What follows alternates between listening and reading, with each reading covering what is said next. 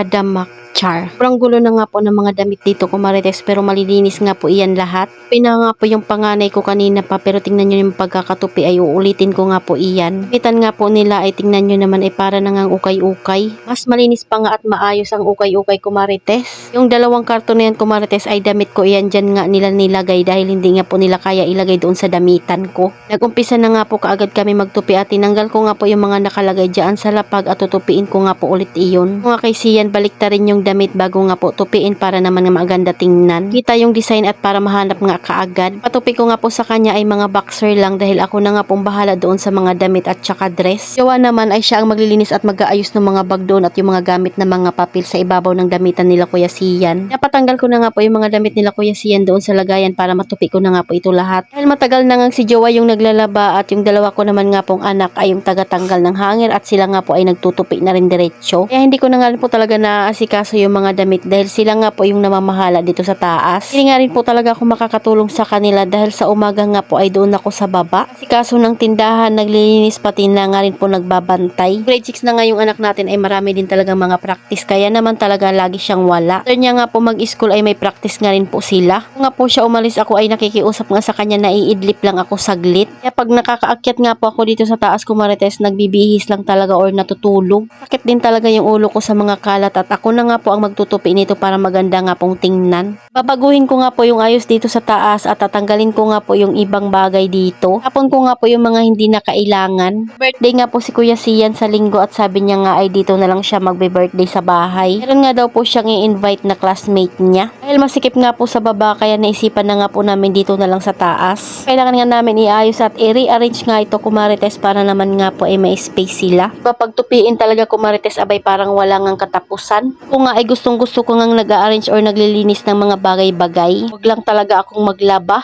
Diba, Valentine's na Valentine's, ganito nga po yung aking ginagawa. Dahil inabot nga po kami dyan ng madaling araw, yung anak ko nga lang po yung hindi dahil may pasok pa siya. Tida ako naman ay gigising din ng maaga para naman nga po magbantay ng tindahan. Gigising din ako ng maaga para gisingin nga si Kuya Sian ng alas 4 ng umaga. Minsan talaga yung tulog ko ay 1 oras lang mahigit or 2 oras. Pagdating ng hapon ay kailangan ko din talagang matulog.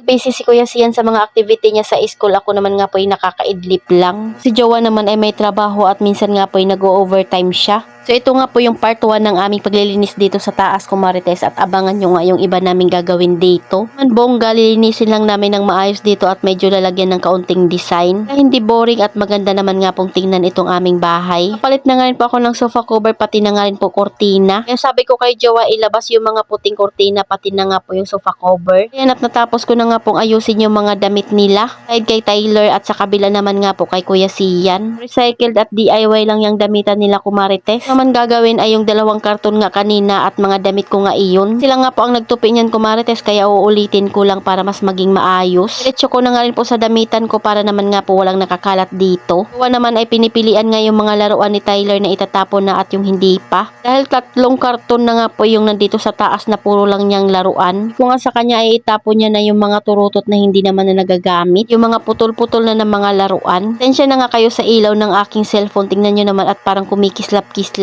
Itong ginagamit ko ng cellphone kumarites ay mumurahin lang naman at nasa 8,000 nga lang po ito mahigit. Rin talagang akong time dito kumarites at hindi ko masyadong natututukan itong sa taas. Kaya dumating na nga po talaga sa point na ganito nakakalat yung mga damit. Kailangan ko nga po ito tapusin ng isang upuan para naman nga po kinabukasan ay iba na naman nga po yung gagawin namin. And Friday na nga po ngayon, isang araw na lang ay magbe-birthday na siya. Diba akalain mo yun kumarites, sa susunod na pasukan ay meron na nga akong first year. Mula grade 1 ay magkaklase nga po si Kuya Sian pati yung mga classmate nila. Invite din naman siya ng mga classmate niya sa kanila kaya naman siya nga ngayon ay mag-i-invite din. Konti lang naman yung kanyang i-invite dahil maliit nga lang po itong bahay namin. Buti kung mayroon tayong marentahang lugar abay wala pa tayo sa budget niyan. Ang sarap lang din talaga tingnan ng damit na maayos pero hindi nga tumatagal iyan sa mga anak ko. Anong ayos ko nga iyan dati pa ay talaga namang ilang araw lang sa kanila ay para na namang nga pong ukay-ukay iyan. Ang pinapalawanag sa kanila na kung hindi nga po tutupiin iyan ng maayos ay magmumukhang kalat lang. Nilinis dapat walang mga sinisiksik na kalat sa mga gilid-gilid dahil hindi nga maganda tingnan iyon. At maaari kung hindi naman na kailangan ay pwede mo ngang itapon or ipamigay kung pwede pang gamitin. So ayan na nga yung damit ko kumarites at maayos na at ang ganda na nga rin pong tingnan. Jowa naman nga po ay nakapag nilinis na at maayos na nga rin pong tingnan doon sa ibabaw ng mga damitan nila Kuya Sian. Ito na nga yung after ko Marites at wala na nga pong tupiin dyan. Na nga po inayos yung sofa cover dyan dahil papalitan ko naman iyan. Hindi ko na nga rin po yung damit na pampiin nila para naman nga kinabukasan ay susuotin na lang nila. Nga po yung kortinang gagamitin ko pamalit nga po dyan sa pintuan pati sa bintana. So medyo maaliwalas na nga po ng kaunti itong ating munting bahay. Pero paplansyahin ko pa nga yung kortina ko Marites bago ko palitan iyon. Siya nga ang nagpunit niyan dahil pag